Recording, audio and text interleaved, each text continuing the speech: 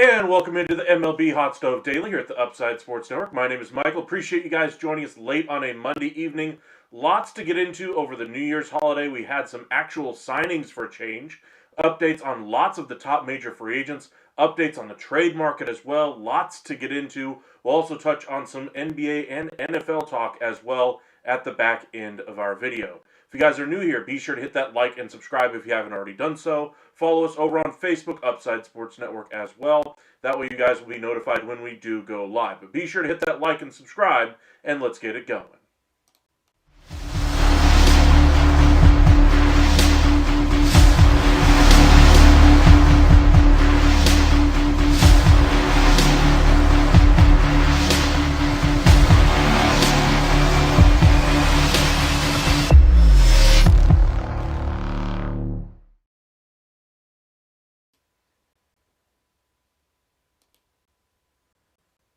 And we'll begin tonight with the New York Yankees, who continue to push for starting pitching this offseason on a very limited budget, apparently. Hal Steinbrenner pressing everybody this offseason, basically saying, we're checking the couch cushions, got to work on a budget. We really can't commit big dollars this offseason. And it sounds like that's literally where he's at. He does not want to go big this offseason. Sounds like he might do one major addition, possibly bringing back Cody Bellinger. But we have word from several different sources that yes, that while they're looking for some starting pitching help, they're absolutely going to save money this offseason. So go ahead and throw away those ideas of bringing in Kyle Tucker and a Cody Bellinger, Bo Bichette and Cody Bellinger. It's not going to happen. Ken Rosenthal and several other reporters basically stating as much. Now, are they in there for Bellinger? Absolutely. They'd love to bring him in. But they were not nearly at the top of the market for Imai. They were not there for some of the other starters there, like Michael King as well, who they supposedly had interest in.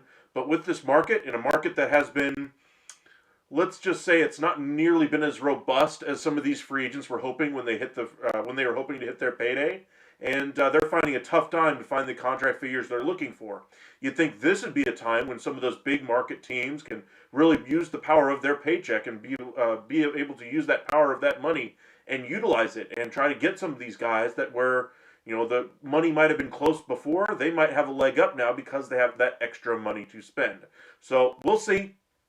I do think that there's a lot to get into around the Yankees itself, not just on the free agent side of things, but as far as Edward Cabrera is concerned, they are looking at both Edward Cabrera and Freddy Peralta on the trade market right now. They're also looking on the free agent side of things at a couple of different guys, but I seriously doubt they bring in a Framber Valdez or a Ranger Suarez type, even though they've been linked to them by several Yankees sources over the past couple of days. I find those sources as heavily biased. I don't see anybody outside of Yankees people posting anything about Suarez or Valdez, so I put that one in the column of not happening. Now, as far as Bellinger and some of these other free agents, I do think they'll try to add one of those pieces, like a Bellinger. I do think it's pretty much a toss-up between the Mets and Yankees still, with the Cubs getting some headlines over the weekend about their renewed interest in him as well.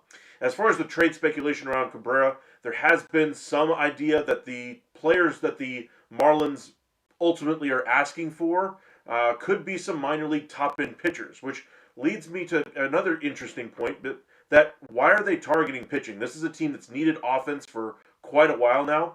We've been led to believe that they're looking for guys that are ready to be major leaguers, at least currently. I'd say about 6 months ago, when we were at the trade deadline, we were led to believe that they're looking for guys that were in their 20s and under, 19, 18, 17-year-old range. Because they wanted to kind of, extend their window to that range and have that next big wave hit at that time. They've changed this theory around so many different times right now. It's making my head spin with the Marlins. And the biggest issue I have with it is that they haven't chosen a direction and stuck to it. Now, could of course they change course once again and try to figure out something else? Absolutely. Are they able to change their mind and go after a different idea, follow a different game plan? Absolutely. Does every single trade have to be geared toward that one objective? No. I mean, they can obviously try to improve their team, walk and chew gum at the same time. But the bigger point is the how do I put this? The incongruency of the Miami Marlins and what they're looking for, or at least what their stated goal is. It just is mystifying to me that you don't have a set direction in that front office, and that would be the part I would be worried with if I'm a Miami Marlins fan. I want this team to be able to compete if I'm a Marlins fan. I know that this ownership group is never going to spend at the level of the Dodgers. I realize that the two World Series that I do have in my back pocket largely were built by homegrown talent that we got really good for about a year, and then we traded it immediately right afterward. Obviously, that's a very hard way to win, but that's been one proven pathway to success the Marlins have successfully found. Not many franchises, I would argue even that no other franchise has been able to do it exactly the way the Marlins have had and be able to reach the heights that they've been able to do. With that being said, all of these different changes in their plans just go completely counterintuitive to all of that. So, Marlins fans, I would at least, if I were in your shoes, I would ask one simple question of all your beat reporters out there so that they could try to get some answers from the front office and ownership. What is the plan? And are we sticking to it? Doesn't matter what the plan is. What is the plan? And are we sticking to it? That's got to be the priority for me if I'm a Miami Marlins fan. I do think you're going to get a heck of a haul anyway for Edward Cabrera. No matter what you get back in a trade, whether it be MLB-ready talent, prospects, whatever, you're going to get a nice haul. The teams that are said to be in there, according to Rosenthal, include the Yankees, the Mets, and the Cubs most fervently, with several other teams still in the wings there. So by no means is this done for the Yankees getting them done, but it does kind of lead you to believe that this market could get going once these top names start coming off the market. One other name that I just mentioned, Freddie Peralta, is one to keep an eye on, with both of the New York teams checking in on his market. Rosenthal going so far in his report again today, doubling down on him being moved. As far as the way he's putting it, he would be shocked if he was on the Brewers roster on when spring training kicked off. The reason being is because he's got 1 year left on his deal. The price is going to be high enough to where they should be able to get a quality player back, possibly even a rotation piece coming back in whatever deal they make for Peralta. I wouldn't argue there. I think Peralta is a very good starting pitcher, and he's actually more gettable than some of the other starters that we see out there on the market. The reason being his $8 million salary is going to be significantly less than whatever Zach Gallen does get on the open market. So even if it is just for 1 year, he is a more gettable player for some teams that might not be able to play at the $20+ million starter level. But you can afford an $8 million starter for a season and just go about it the Corbin Burnes way. Kind of like what the Orioles did. They acquired him for a year, let him go on in free agency. Not saying that's how I would choose to build my roster, but at least it opens the door for other teams to kind of get in there for Freddie Peralta. Some other news around some of the trade candidates that you see around this time of year. A lot of the trade chatter that you're hearing is being limited by the returns teams could get. Teams are cognizant of the CBA negotiations upcoming and the likely lockout that we're going to have. And so the majority of the trade assets that are being offered by teams are prospects. If you're a team that has major league talent ready to trade right now, you probably have a leg up over a lot of other teams. So kind of keep that in mind on the trade front. Yes, we will get into AD talk here as well. I did not see the AD trade actually go through yet, but I'll check into that here in just a few moments. But appreciate you guys joining us. Anthony, Ethan, go Dodgers. Appreciate you joining us as well. Be sure to hit that like and subscribe if you haven't already. Got 12 of you guys with us at 11 o'clock Central Time. Appreciate you guys spending some time with us this evening. Got about 5 likes on the video already. Thank you guys. Really do appreciate that as well. All right. Some of the other news and notes from around Major League Baseball. There's a lot to get into, so we're going to go through it rather quickly. 2 of the signings, Imai to the Astros and Okamoto to the Blue Jays. Both incredibly cheap signings. I'm shocked at the number that Imai went for. I thought he would have easily gotten a $100 million deal from somebody. Obviously, he's got the opt-outs in there as well with the Houston Astros. But just the fact that Houston is the team that wins the bidding here, I mean, I'm sorry. There are so many teams out there that said they're looking for starting pitching. Oh yeah, Texas Rangers, we want a starting pitcher. We have $20 million in change that we could go out there and spend on a starter. Baseball America basically had him as one of the top 30 starters entering the season this year. You may have had him as a top 60. Guess what? That's a number 1 or a number 2 starter. And he went to the Houston Astros in division for less than $20 million per season. If I'm a Rangers fan, I'm furious that Imai went in division to the Houston Astros for such a cheap number. Now, maybe the contract offer might have been there from the Rangers or another team out there that would have been significantly more money, more of the long-term deal that he's looking for in the neighborhood of Yamamoto. But clearly, that offer was not on the table.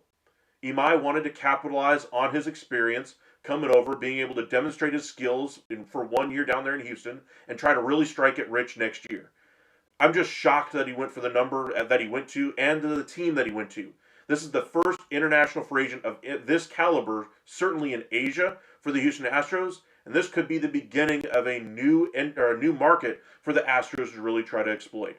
There are so many teams out there on the West Coast that have basically used the Korean Baseball League, the Chinese or Japanese players, etc., as kind of a farm system for them to pull from whenever they want a free agent to come over and fill a spot for them. I'm trying to remember Iwakuma for the Mariners and several others that never really considered anybody on the East Coast or even in the Central U.S. because those teams are on the West Coast and they have the leg up, shorter flight to get to their international destinations. All those kinds of things are helpful, but this is a global world these days. It's not that hard to find flights or get from one side of the world to the other, so quickly these days. And so I do think we're going to see teams that are on the West Coast not necessarily have the same advantages that they've had over these international players in years past. And so this could be the beginning of a new Houston Astros time frame, I guess is what you could put it as, or another team to try to exploit that market. Houston, by the way, they are phrasing things with the signing of Imai, this is not just a one-off. They are going to continue to try to push their resources into Asia. You hear that from every team, but I actually believe them because the Houston Astros are not a team that likes to spend on their own guys. They don't like to spend in free agency. So if they can go out there and add cheap talent internationally, who cares where it comes from? If it's from Asia and they're already ready to go, major league talent, and they don't have to develop at the minor league level, by all means, welcome aboard. And I think this could be a very unique way Houston tries to capitalize on their inability or unwillingness to spend top dollar. All right, let's keep it going here. Try to catch up on a few of these comments. I'm saying it's done behind the scenes 3-team deal. I do think there is going to be a 3-team deal with Anthony Davis. I think we got a little bit of the idea of what the return could be. Some of the tweets I read tonight anyway say the details around Trae Young are becoming very, very close as well. And I think once Trae Young's deal is basically done, I think we could very easily see a trade come together here between the Mavericks, Hawks, and Wizards here with Trae Young being involved in the deal along with Kristaps Porzingis, Anthony Davis. Lots of names being moved around there. If the Brewers trade Peralta, they're probably requiring a lot. Well, remember, he's got 1 year left, but I would expect them to require a lot in return for a trade. I do agree. Anthony, upside, do you think the Marlins are targeting from the Yankees? Who do you think the Marlins are targeting from the Yankees in terms of return? I'm thinking Spencer Jones or Jason Dominguez with Kilby and Dylan Lewis. The names I've heard are actually Elmer Rodriguez. That's one of the arms that's been mentioned that I've heard a few different times. Jason Dominguez was the other one. Spencer Jones is less so in on that from what I've heard. As far as the other names that you mentioned there, I haven't heard one way or the other on those names. But the three names I have heard, Spencer Jones less likely, Dominguez more likely, and then Elmer Rodriguez is the arm in the minor leagues that they've been looking at as well. They could use any one of those pieces as the headliner, but it sounds like they may be going with a prospect-heavy package rather than MLB talent as well. Andrew, welcome in. Appreciate you joining us once again. Do you think the Phillies have a chance to sign Bo Bichette, and for what is what is going to be the next trade? I do not. A lot of cold water was poured on Bo Bichette to the Phillies today by Rosenthal, by Bowden, several other names out there as well that were basically pouring a lot of cold water on Bo Bichette. I do think he's going to sign somewhere where he can get a lucrative contract a la Trevor Story. I think the Nationals are the team that's probably the team that's going to be have all this money out there that they're going to try to spend on someone this year. But don't be surprised if it's going to be a team that we were not expecting. Some of these free agent dollars are so low right now that literally, pretty much anybody can be in on these guys. Who had Imai going to the Astros? Who had Murakami going to the White Sox? Who had Michael King going back to the Padres? Padres were a team that were pretty much looking to trim payroll, and here they are adding payroll. Now, of course, they could still trim a little bit more payroll and achieve their objectives a different way, but still very fascinating to find that out as well. Would you keep AD if LeBron said he would sign for cheap in the offseason? No. LeBron would be a nice player, but I think he's past his prime at this point, and it's not worth having the headache of everything surrounding AD, LeBron, and all that other drama. Just keep Trae away from the Lakers. Don't have to worry. You're not going to get the two players that were traded for each other in one trade at one point. When on draft night, Luka was traded to the Mavericks from the Hawks, and Trae Young went the other way. You're not going to see those guys team up. That would be an all-time worst defense ever. I like Luka and everything, but he does seem to have even more difficulties on defense out there in LA playing in JJ Redick's system. Anthony, for me, it doesn't make sense for Miami to get more pitching. That's the surplus they already have. They need hitting. Not arguing there, Anthony. It's just what I've heard. Like I said, this Marlins front office is mystifying with what we're hearing out of that group. Hey, we want guys that are 20 years old and under. The offense-only players, guys that are not anywhere close to the majors. We don't even want guys in Double A. That was the original blueprint that they were trying to follow. Then they said, no, we want college hitters, guys that are close to MLB ready. We want guys that are going to make a difference on this team because we have the pitching. Now they're basically saying, we'll go back on this because we want to get the best player available. So if that's Elmer Rodriguez, come on down. Very interesting the way they're approaching this trade market anyway with Cabrera and Alcantara. As a Phillies fan, I want JT. The thing is driving you nuts. Why is it not done yet? Again, free agent dollars are just really weird right now. I do think it'll get done fairly quickly once the top guys come off the board. Who else would be in on the bidding for JT? I know the Rangers were at one point before Danny Jansen signed. They have since bowed out of the running there. I did hear the Yankees at one point for Real Muto, but I think it was more just kicking the tires. I heard the Mets, again, another team that was just kicking the tires. But I think it's just more about them kind of coming to an agreement. I don't think he's going to leave for somewhere else. Phillies fans, I do agree, should just relax on that one. I do think he'll end up back in Philadelphia. All right, let's try to roll through some of these other headlines that I wanted to get into here. The Orioles, they're really excited about their addition of Pete Alonso. I think they think he's going to be a perfect pillar of that organization to show these young guys in the Orioles system how to play through some bumps and bruises through the season, how to be healthy, how to maintain your body, how to be able to be a professional, all those kinds of things. A lot of the reasons the Mets brought in Marcus Semien and his glove. Pete Alonso does a lot, or at least the Orioles view him in the very similar fashion, kind of a professional player to kind of show these young guys how to be a professional. One other note on the Orioles is that they are looking for another front-line starter. Now, I'll say front line in air quotes because front line in the past has meant a number 3 starter. We saw that, 4 different times last year? Instead of getting a number 1 or a number 2, they ended up getting like 3 number 3s. This year, they've already made one addition to that starting staff and are looking at both Framber Valdez and Ranger Suarez. Bowden says Suarez is far more likely than Valdez to end up in Baltimore. It sounds like he is leaning towards Suarez ending up in Baltimore rather than staying in Philadelphia. So something to kind of keep an eye on there. The Pirates, they've added a lot this offseason as far as different pieces to help out that offense. They are still in on Eugenio Suarez, but are not expected to win that bidding. Now, could they go out there and do it via trade? Absolutely. Kind of going off of our previous point where we talked about the CBA and how it's forcing teams to try to trade from their prospect depth rather than their major league talent because they don't really want to change things too much off of their major league rosters right now. With the CBA negotiations coming up, and they want to show that they're spending money, those kinds of things. They don't necessarily want to pare down payroll for some of those smaller market clubs. So teams that are looking to trade MLB talent could be ahead of the curve here. The Pirates, meanwhile, kind of fit the latter of that. They're trying to show that they're willing to spend. So they might be, or if you're looking to trade major league talent and be willing to take on the prospects back in return, you actually could get an even better return in trade right now than you otherwise could. I think that's part of what's complicating the trade market. So kind of putting this into kind of a picture you guys might be able to understand a little bit better. Say I wanted to trade for Paul Skeens. I'm just throwing him as a name here. If I'm the, say if I'm a, let's use a different player.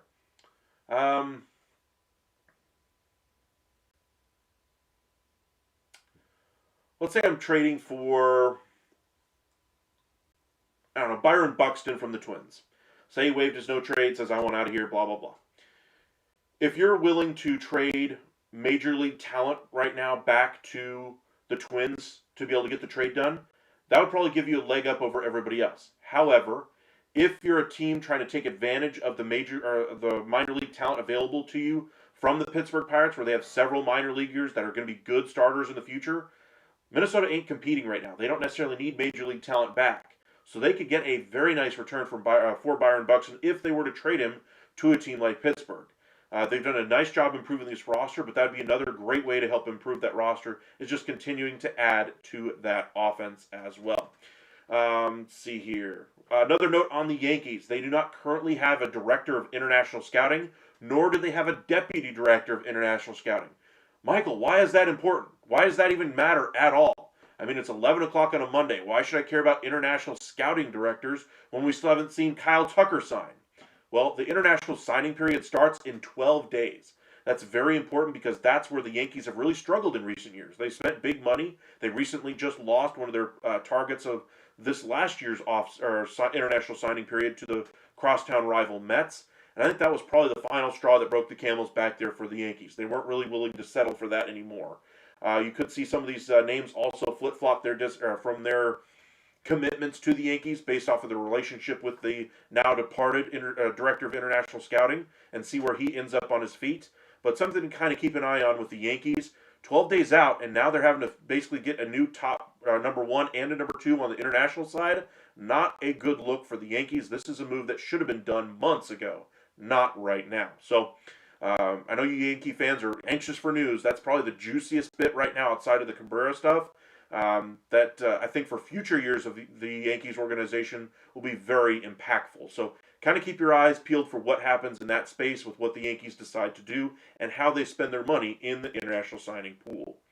One note on Kyle Tucker is that he is very discouraged with the money he is being offered in free agency right now, and I don't blame him. You see the big money deals that we saw last offseason and with Vladimir Guerrero in the early parts of this season. He was right to expect a $400+ million deal. Now with the CBA negotiations coming up and the money not necessarily being there for him, it sounds like he's going to have to settle for a far less lucrative offer than what he was expecting. The money for Kyle Tucker, we thought maybe in the 400s. Sounds like we might be looking much closer to $300 million range, maybe even less, based off of the numbers that have been relayed to some of the internet or some of the top reporters out there. So do not be surprised if Kyle Tucker lingers on the market for just a little bit longer. But not too long. I do think he's going to sign here in the next week to 2 weeks. I just think he's very dissatisfied with the numbers that are out there, but I think he'll eventually settle down and realize those are as good as it's going to get. So we'll see where he signs. My money still says he ends up in Toronto with Varsho and Springer due to hit free agency next offseason. They're going to have a hole out there even after signing Santander and bringing in Okamoto and locking in for, Vladimir Guerrero Jr. and whatever they decide to do with Bo Bichette. They have room currently in that outfield for a Kyle Tucker. The signing of Okamoto, I think, effectively ends their pursuit of Alex Bregman. One note on Alex Bregman is that the Red Sox have renewed their interest in him as possibly re-signing him. Sounds like they might be open to a long-term deal this time around as well, as their trade pursuits for Marte have kind of fizzled. Donovan's still out there, but they're still looking for a third baseman. I think Bregman will ultimately end up back in Boston based off of the latest rumors that I'm hearing as well. Most free agents in this market are underwhelmed by offers because those CBA negotiations due next offseason.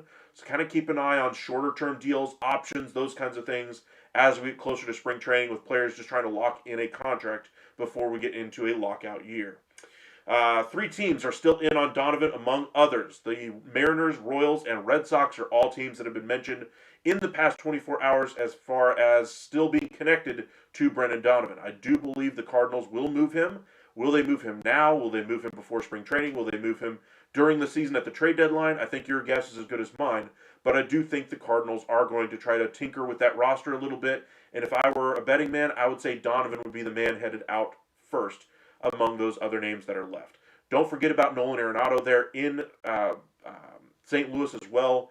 The LA Angels have been one team that's been mentioned several different times on public platforms from fans kind of eyeballing that as a possible fit. Now we actually have some rumors around the Angels at least kicking the tires on the idea of Arenado as well. And it does sound like he would be willing to waive his no trade to go there, but we shall see. Let's try to catch up on a few of these comments here. As a Phillies fan, I want a World Series so we can get Ranger back. I would say that the Ranger Suarez would probably be one of the single most important retaining of free agents this offseason. I think he's a very valuable postseason performer. I think the Phillies will be worse for not having him. The thought process there for losing Suarez is that you might be bringing in Imai. Obviously, that didn't happen. Suarez, it looks like, is going to cost more than Imai. And so how high are the Phillies going to go? Do they outbid the Orioles? That'll be something to watch over the next few days.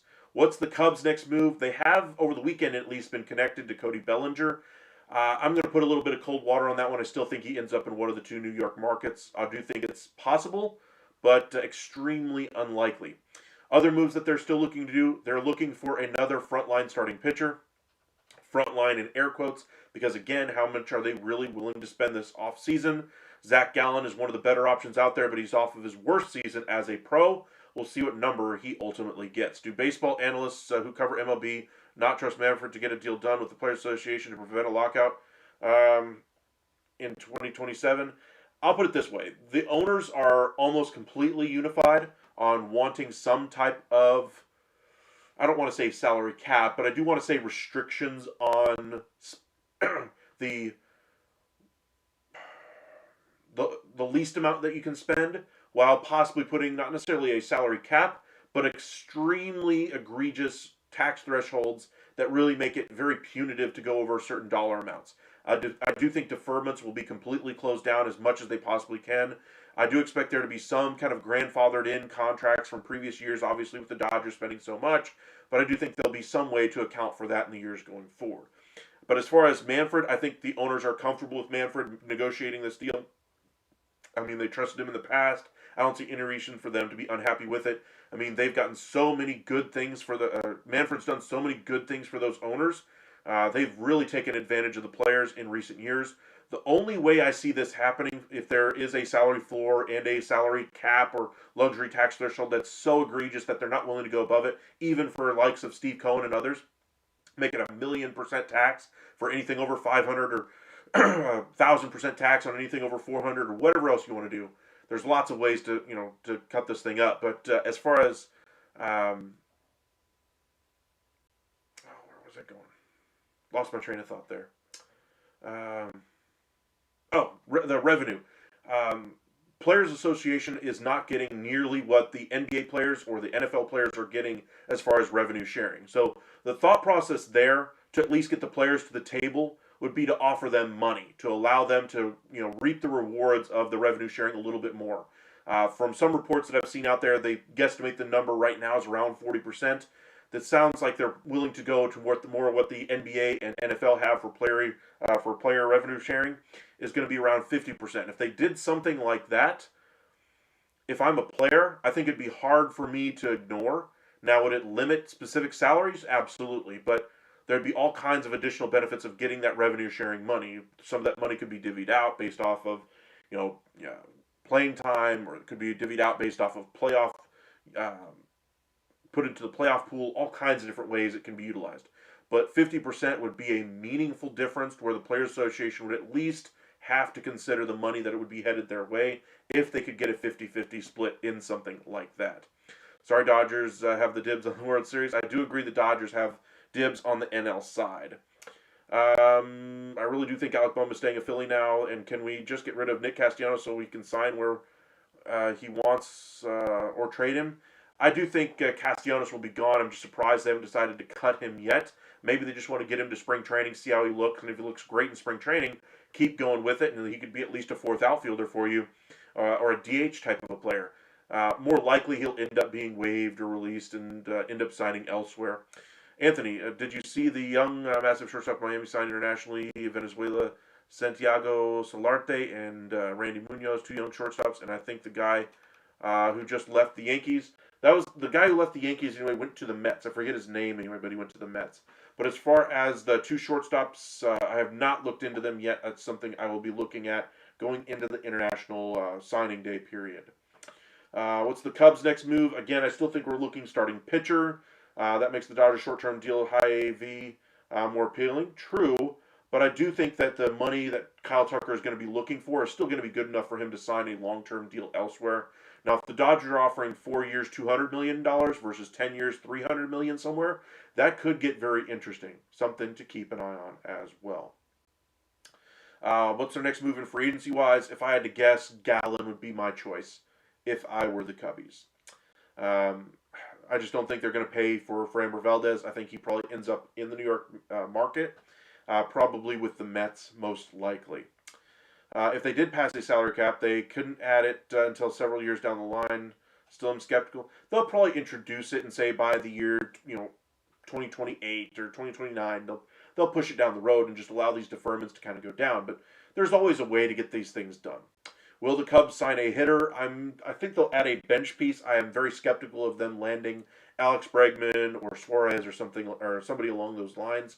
I think Suarez would be the more likely out of those two names I mentioned. Don Mattingly as a Phillies bench coach. What do you think? Love Don Mattingly. If I remember correctly, he is manager in waiting for the Nashville team when it does finally get approved. He's very tight with that ownership group that is likely to get the bid for the Nashville franchise. I don't understand why this is taking so long. Baseball has been dragging its feet on it. Nashville is a thriving baseball market. They do really well with the AAA team that they have there. A major league team there would absolutely go gangbusters. And Don Mattingly is the manager that is supposed to be in waiting for that position. Now, obviously things change. You know, it's been 2 years since that came out. And yet here we are 2 years later with still no Nashville franchise. So Major League Baseball and all these other leagues really need to get their butt in gear as far as this expansion plans. They ain't going to wait for you forever. The city only has a certain time frame that they can get these things done. Stadiums built, permits need to be approved. If one site works for a couple of years, then somebody else decides to buy it because you took too long. Now you got to start the process all over, and down the line we go. So as far as Don Mattingly goes, again, just I really like him as a baseball man. I think he's going to be great there. But again, remember, he's likely going to be headed to Nashville once that franchise does get going. Marte will not get traded. At this point, I do agree, Justin. It looks like a very unlikely possibility at this point. I thought if it was going to get done, we'd probably be looking before New Year's. In the very unlikely event that it happened before spring training, it'd be for a massive haul. There are so many other second base options that are out there on the market, though. Teams are going to be able to fill that position or otherwise as well. You thought Charlotte was in the running as well. They were. I know there were a few international cities that were in the running as well. Montreal was fairly close for a period of time. I think that has since cooled off. There's a couple other Canadian markets that have had franchise thoughts anyway. I know Vancouver was another one for a period of time. Vegas obviously is getting the Athletics at some point. I know Salt Lake was another possible site for a team. But Sacramento was one until the A's went there, obviously. That talk has died down quite a bit. But as far as franchises go, I think Nashville is probably the first one in line for those as well. All right, let's try to run through a few more of these other news items, and then we'll get into the trade talk around the NBA. That is fascinating right now, and I want to check and see if anything's happened. There hasn't been much happening so far. We're a month out until the deadline, but I do think we're going to get our first major trade, possibly the biggest trade of this deadline season, here in the next week. I think the Mavericks have their softest schedule of games here over the next week, and you're going to see Anthony Davis put up some monster numbers. If he plays 4 straight games, I think that'll be the longest continuous game streak he's played since his time as a Maverick. I think once that streak gets done, when he plays Chicago in 3 games, I believe, kind of showcases wares there to Chicago. I don't think Chicago will ultimately win the bidding. I don't know how sure they are in there, but I do think the trade with the Atlanta Hawks possibly could get done inside of the next 7 to 10 days.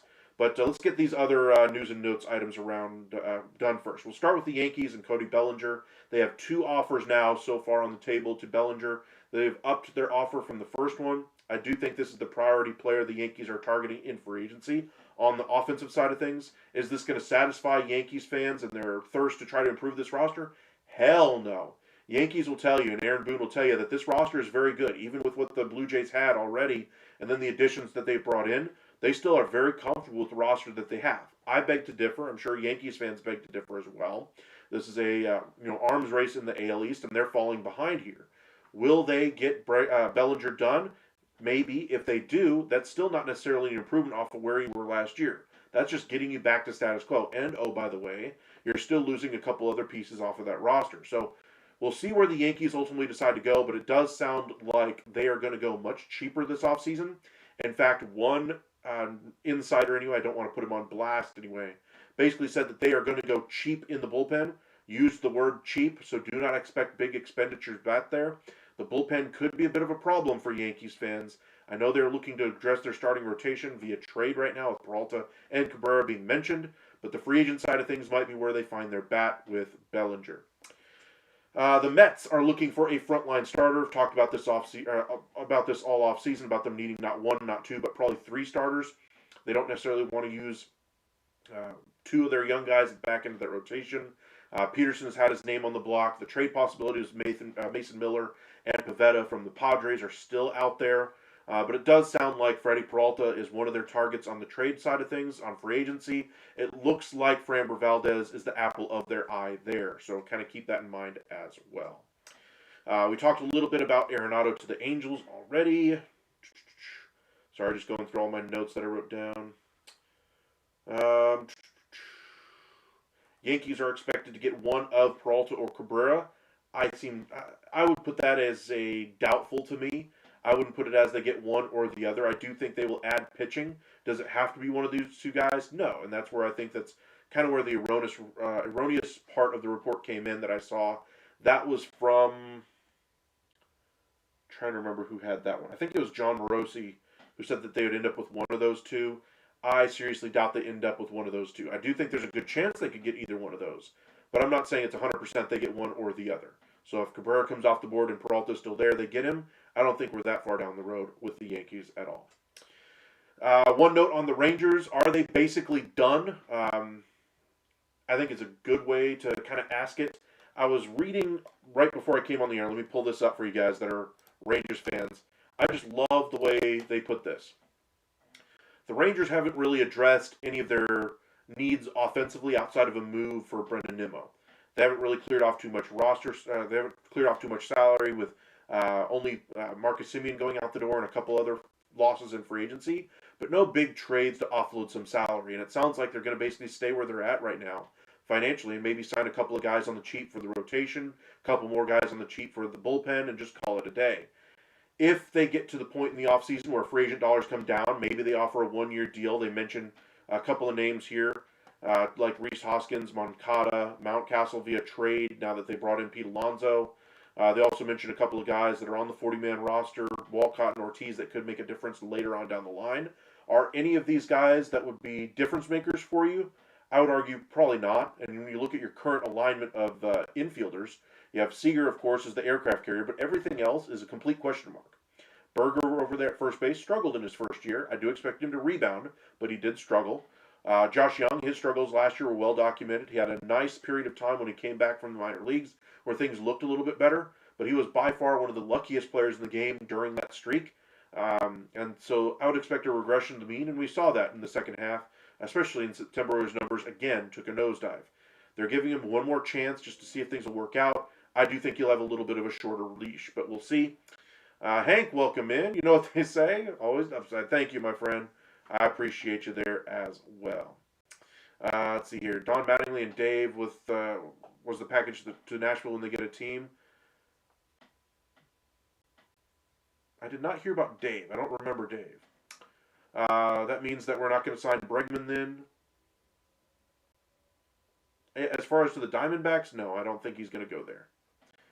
I didn't think it was necessarily overly likely. I think when they just want to keep their option open if they did make the trade of Marte. As a Sixers fan, is there a trade you can make them better and closer to winning the title? Yes. If I were them, I'd be very happy with the young group that you have there and just try to see if you can build on it. No matter what, there's always an upside. Sports Network. Absolutely, Hank. Thank you for joining us once again. All right. Last couple news and notes anyway from baseball, and then we'll get into some NBA here. Let's see here. Peralta is very likely to be dealt. We discussed that one already. Shout out to Detroit Pistons whooping it, but true. Knicks are now third in the East after the Celtics are now in the 2 seed, even in their off year after they basically punted a bunch of guys off of that roster for salary reasons and Tatum's injury. This team was expected to be in the 7-8 seed at probably around the end of the season at best. And hopefully with Tatum coming back, maybe they could shock a number 1 seed. But if they could very well end up as the number 1 seed in the East right now with how well they're playing. And that's a scary thing for the rest of the league. When Tatum comes back and they have the Simons chip that they could possibly trade on a ton of assets as well. This Celtics team looks very good. They've done a great job with those second-round draft picks as well. Luka Garza's playing great minutes for them. They've done a really nice job of developing some talent there. All right, so I think we've covered everything on the MLB side of things. Let's dip our toe into some of the NBA stuff. And just kind of want to update everybody on where things stand as far as the Tankathon first, show you where these picks are currently seated. Of course, Indiana, worst record in the league. One of the most valuable commodities is that New Orleans Pelicans pick from the Atlanta Hawks. Oklahoma City, of course, could possibly end up in the top 8 there with their draft pick coming from the Clippers. Could be scary there as far as what the numbers end up turning out to be. Dallas, we've talked about quite a bit, trying to build around Cooper Flag, trying to drop a little bit more in these standings to increase their odds. Currently, they sit at chances of the number 1 pick at 8%, chances of a top 4 pick at 34%. I think they would like to get into this 3, 4, 5, 6 range by the end of the season. All right, so let's go ahead and kind of map out some trades. The one that I just mentioned earlier, let's see here, was a 3-team trade that could be coming to fruition. The 2 names that you're seeing here, trending players, Trae Young and C.J. McCollum. In fact, let me check on X just to make sure it didn't happen in the last few minutes that we've been talking.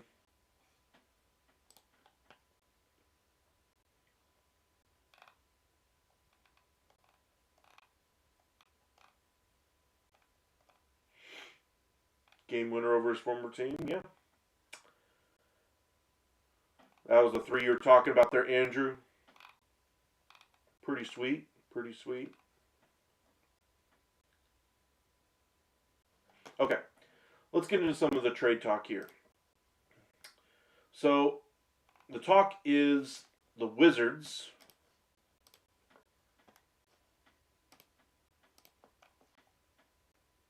Let me get rid of all these exclamations real quick.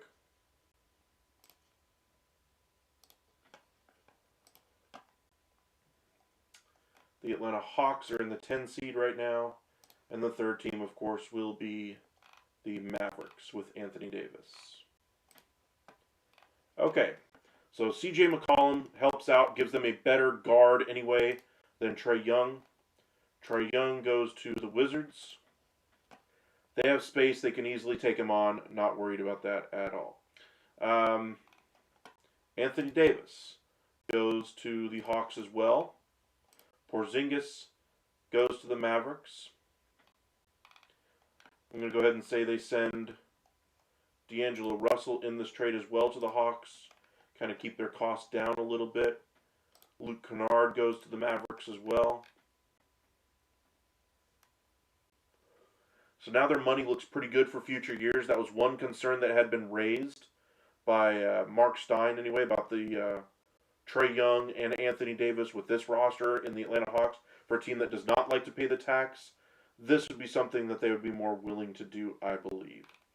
Zachary Ricochet, I would probably hold him out of this trade if I were the Hawks. So that would probably leave you with Asa Newell as the young piece, or Vit Krejci possibly going to the Mavericks in this deal. Now, the one thing that everybody says, oh no, they're not going to include it, is that Pelicans pick. I'm not so sure. I think as far as picks go, let's see here. OKC will receive 2 of the more favorable of theirs, Houston's, and Washington will receive the late of those. Okay. 2026 swap rights.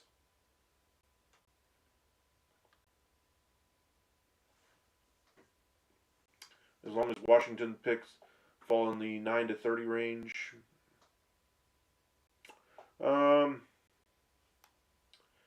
Let's say they throw in one of these picks. I'm not sure which. Neither one of them looks incredibly valuable. I don't think they would throw in their own. I would say they'd throw in this pick here. Let me double check. Yeah, so I'd say they throw in this pick here to the Hawks. That way they still get a pick this year. And the Mavericks, the reason why they're doing this trade is completely for this pick. Now, the reason why I think you could possibly get there is because I think they really want to compete and win this year. I think they really just want to get this deal done. Reason being is because I think this is the one year they thought they really had a chance. And now Boston is saying, hold on, not so fast. I mean, if not now, when? I mean, this is a good young team, but it's not that young. They still have a lot of good talent here, don't get me wrong, but this is a roster that should be competing better than what they are. I mean, Jalen Johnson is an absolute stud. He's 24 years old. Of course, you could draft somebody, AJ DeBonsa, if you win the lottery or whoever, Peterson, and put him at the guard position or whatever you decide to do. And you could go with that young group. But then it's another 2-3 years till you're ready to be in contention. If you bring in Anthony Davis, your contention window is now. And I'll just put it this way: how many times have we talked about the Atlanta Hawks as a serious contender? Ever? I mean, not in my lifetime, that's for sure. As far as this team goes, you bring in C.J. McCollum. I'm not saying he's a good defender, but I'm saying he's better than Trae Young, has much better size. He's 6'3", Trae Young. They're listing him at, what do they list Trae Young at? 6'1"? If he's 6'1", I'm Pinocchio. I'm Santa Claus. He ain't 6'1". He might be, I don't know, 5'11". He looks shorter than me, I'll put it that way. As far as C.J. McCollum gives you a little bit more size. I'm not saying he's a great defender, but he at least has that little bit more size that could at least give a little bit more resistance. D'Angelo Russell does nothing except give them another ball handler, which they really struggle with at times. So he's basically a depth piece for them at this point. But the real winning piece here is Anthony Davis. He's a guy who could easily give you 25 and 15 every single night. The only problem is, how often is he healthy? The one thing about Anthony Davis is, once you get to the playoffs, he does not miss games. He's always there. So that's when they're really going to need him. The question is, can they get to the postseason? I mean, they're the 10 spot right now in the East. I would argue if you bring in Anthony Davis, just to kind of show where they are in the standings, I'd say minimum you're better than the Bulls. Cavs are a complete mess right now. They're a team I would be careful of a possible blow it up type of thing in the offseason. The Miami Heat anyway, are looking at a possible Giannis trade this offseason. I think they're going to be treading water. If you bring in Anthony Davis, I think you're right in this mix of teams. Magic, I think, will fall a little bit here. I think they've played about as good as they can with what they've got. I'm still not sold on their court spacing with Wagner and Banchero when they're both on the floor together. Raptors are playing better than they expected. They're another team that's in there on the AD sweepstakes. And that's, again, why I think they're going to have to pay a little bit more. I think Anthony Davis is still a premium asset. I'm not saying he's Luka. I'm not saying he's a guy that's worth 5 first-round picks. But for one pick, I mean, this is a pick from the Pelicans that, even if it is in the top 4 by the time you get to the end of the season, you still have to go through the lottery. And, oh, by the way, your chance of getting number 1, 14% as long as you're in that top 3. That ain't great odds.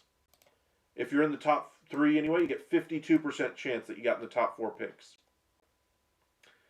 Not exactly great odds for holding on to that pick for better or for worse. Now, am I saying they should just give it away? No. I'm just saying they should certainly try to maximize the value of it so that they don't have to give up future year picks or something along those lines. But I think teams that are going to push him for Anthony Davis, the Bulls could be one, the Raptors are going to be one.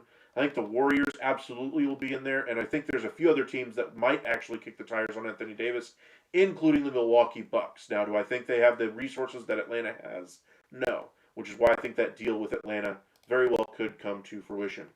I think if this deal gets done fairly quickly, you could even see Porzingis being traded elsewhere as kind of a contract, as a salary that the Mavericks could try to flip at the deadline and try to take on a longer-term salary for another draft pick this year or in future years. But I think they would like 2 cracks at the number 1 pick when it's all said and done with Anthony Davis. They want their own pick to give him a chance to win the number 1 pick, and they want whatever other pick they get in a trade for Anthony Davis to be in that lottery as well. So again, we look at the Tankathon standings here. The teams that are currently there, of course, the Pelicans. Other teams that that could be adjacent to this type of a trade. OKC, but OKC ain't doing a trade for Anthony Davis. Charlotte, I thought, could have been an interesting destination before the season, but I don't think that's the case now. Memphis, no. Milwaukee, I mean, if they're trying to win with Giannis, maybe that could be a piece there. Then you look at these teams that are right along the fringes here: Portland, Chicago, Golden State, the Cleveland pick. I don't think they're going to fall out of the playoffs, but I do think they'll be in that mix here in the 15 to 20 range. Phoenix, I don't think will fall out of this race as well. But this is kind of the range I think the Mavericks are hoping to get in.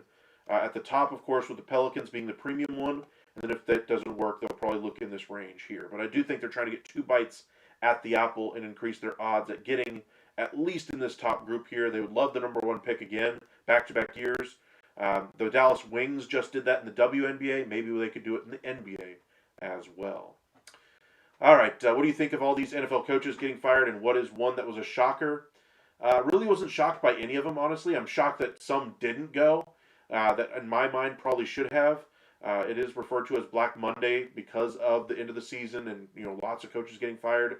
I haven't even heard if Eberflus got fired. I've been working all day, but I did not see any headlines that said Eberflus got fired. I did see a headline that said they might be willing to wait 10 to 12 days. I mean, why? I mean, what's 10 to 12 days going to do? No.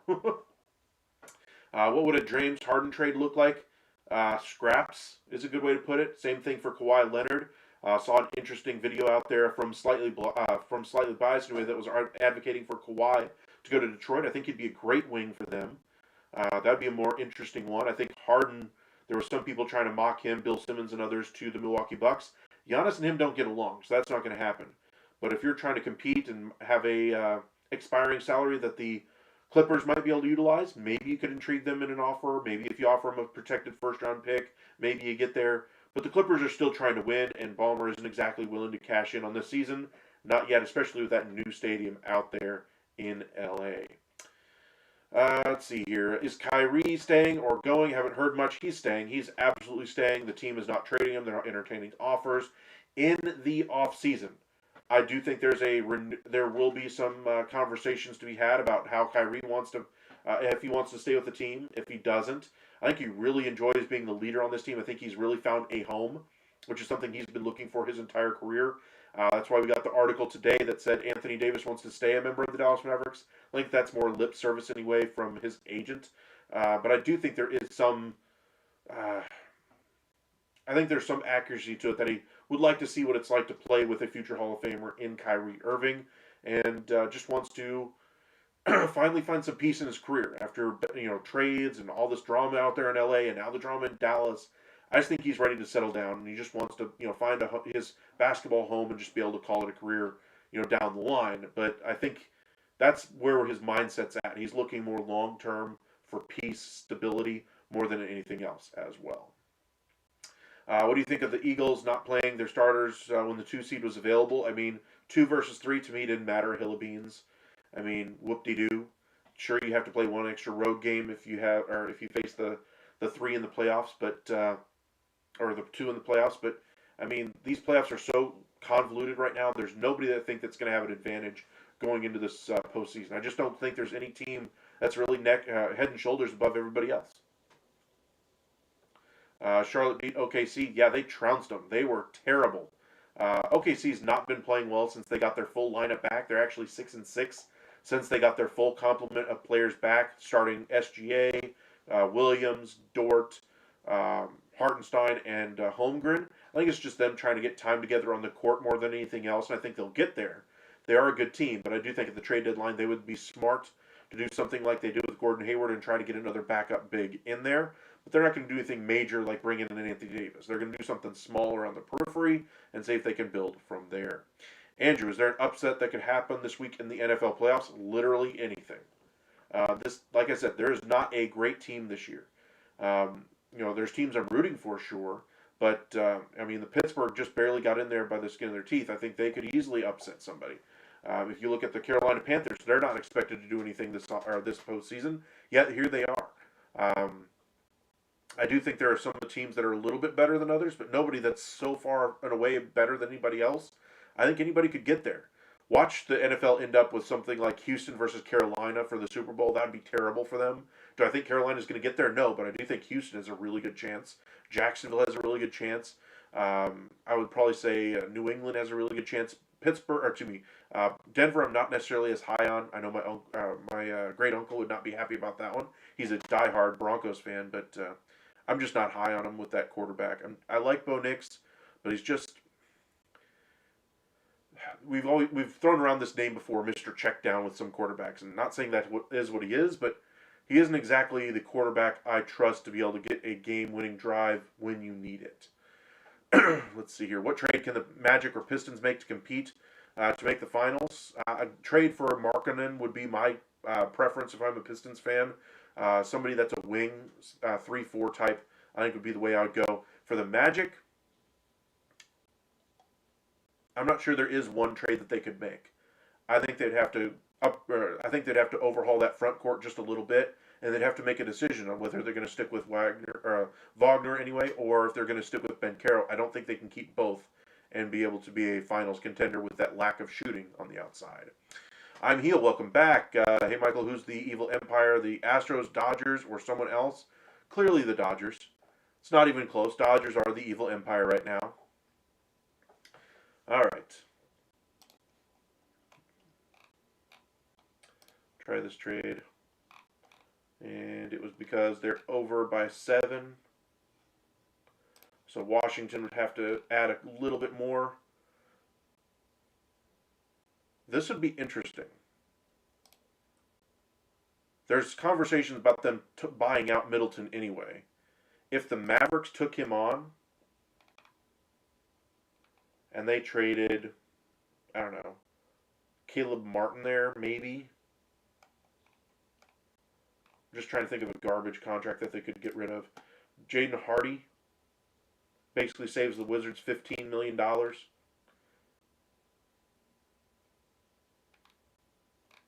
Not bad. How close are we? They're good. Hard cap.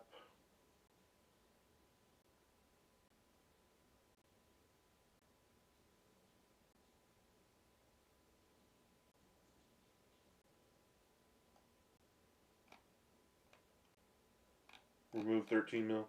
Okay, so Middleton would be too expensive for them to do. Never mind. So take out Middleton.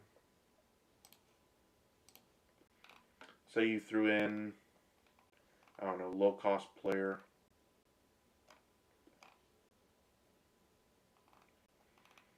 Kispert, maybe.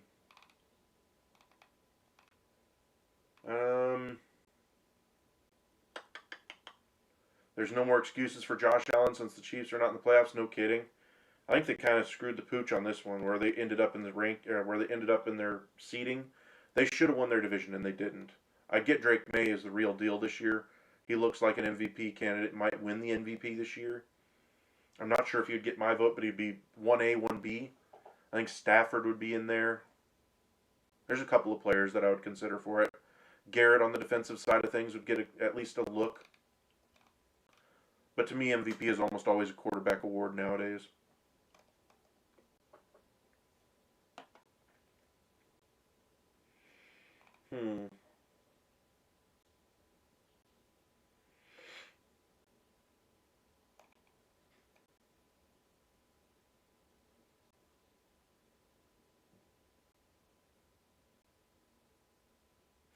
Yeah, I did see that, Locksmart.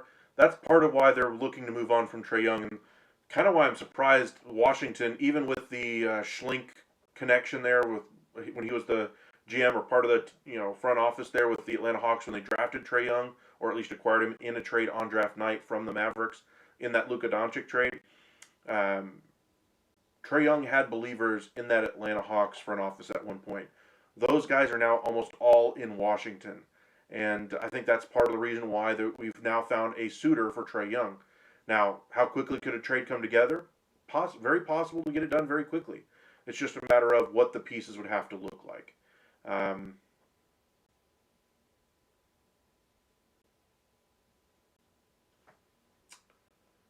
to think here. CJ McCollum. I don't like expanding things to a 4-team trade, but you could easily include a 4th team in this one, sending out one of these expiring deals to Sacramento, and then whoever's trying to get some draft pick assets like the Mavericks or like the Wizards could bring in some draft assets from Sacramento to get off of the money of Zach LaVine or Dennis Schroeder or any other terrible contracts that they have. But something along this line, I think, is where you're really looking. Koulibaly hasn't really lived up to the hype. Trade him to the Hawks, maybe. and you're about 7 over. So you send Newell to the Mavericks. Let him play with his teammate in college. There you go. Besides AD and Trey, what player can get traded to help a team win a title? I would say Gafford could go to the LA Lakers and help out their defense quite a bit. They need a lot, though. It's not just Daniel Gafford. Other players who could be significant movers here, there's not a lot. Giannis, I don't think is going to get traded. Obviously, he'd be the biggest one. I think that's an off-season trade, most likely to Miami or the Knicks or somebody along those lines. As far as another player, Trae Young to me is not a winning player. Zach LaVine is not a winning player. I like LaVine, but he's just not a winning player. A lot of these cheap contracts that you're seeing, if Russell Westbrook gets traded, he could be a nice piece to give some guard play to some teams that desperately need it. Not saying he's a great piece, but could be a nice finishing piece for a bench, if you could, or if you will anyway. But as far as like bigger talent, if we're talking like, starter quality pieces, the Pelicans look unlikely to move their guys. There's not a whole lot of talent out there on the market this year. So just looking at the teams, at the bottom here that could have talent to trade, the Nets with Michael Porter Jr. I think would probably be one of the most likely pieces. I think that the Nuggets, who just traded him away, would be the most beneficial team for him to acquire, but obviously he can't go there. So I think he's probably going to end up somewhere, I don't know, maybe Houston. Maybe they use the Van Vliet contract to acquire some scoring. Maybe you send a guard back the other way as well. Where else could he end up? Cleveland to shake up things there to help improve their offense a little bit. That would be an interesting fit. Boston could do something along those lines to help improve there with Simmons' contract. What else here? Wolves are looking for a guard. They could use a Trae Young type. C.J. McCollum was another one. Let's see, other players. The Jazz, they're not going to trade George, but Markkanen I think could be a piece. Any of the Clippers players, Zubac, Kawhi, or Harden. I think Derek Jones could be a nice defensive player for somebody. The Kings, we just mentioned, pretty much everybody on their roster I think could be traded. I think they're going to go with a little bit of a youth movement with only 2 players I think they're going to try to put, no conversations around, being Murray and Maxime Renal. He's been very good. Pelicans, I don't think they trade Zion. I think there's a world that they could trade Jordan Poole. I don't think they're beholden to him. I think if they could get a decent price for somebody to take on DeJounte Murray, they would. But again, with the injury and the contract, who knows? Cam Johnson, that has not worked out well for for Denver at all. If they could use his contract and flip him for something in the meantime, maybe, but I just don't think it'll work. All right.